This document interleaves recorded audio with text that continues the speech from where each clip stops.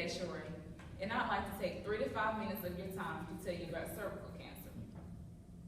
First, I'd like to open up with a story about my grandmother who experienced cervical cancer. My grandmother was a hard-working woman, and she did CNA work and worked in a nursing home. And she took care of her family. She was also a strong woman who never cried, not even after all of her clients passed away that she worked with. She was the backbone of our family. My main points are first, discussing the signs of cervical cancer. Second, I would like to touch base on the symptoms of cervical cancer. And third, I'm going to explain the different treatments of cervical cancer. First, Hispanic women are the most likely to have cervical cancer, and second, African American women.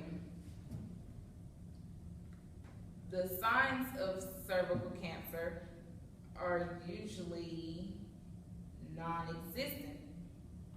The symptoms of cervical cancer are abnormal vaginal bleeding, bleeding after menopause, bleeding and spotting between periods, unusual discharge from the vagina, and pain during sex.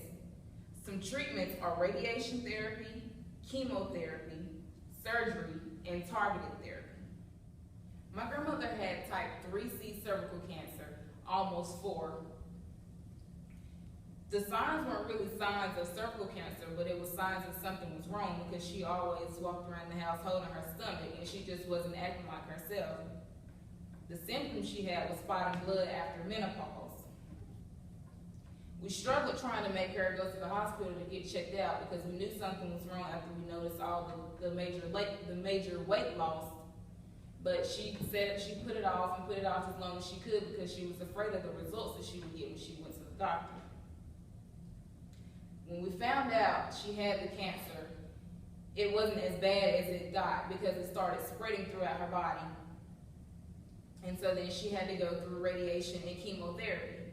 After going through radiation and chemotherapy, everything started going well, so the doctors say. And then all of a sudden, everything started going downhill. Hospice came in, and everyone knows that when hospice come in, it's pretty much over with, and everything is just gonna go even more downhill. And so they brought in a hospital bed, and they brought in a toilet, because my grandmother couldn't walk anymore. So she basically just lived in that bed, and we had to go get her food, and she just ate in her bed. The last real meal that she had was from Burger King. She ate all of her food. But then the next day, she barely ate her food. She only took one bite because the meds that she was on took her appetite away. And then a couple weeks later, she passed away.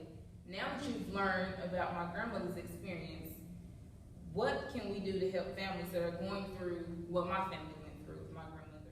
I'd like to close with a quote that says, sometimes you choose your battles and sometimes your battles choose you, because my grandmother did not choose to have cervical cancer, and although she was a strong, tough woman, the battle chose her because she couldn't fight through it.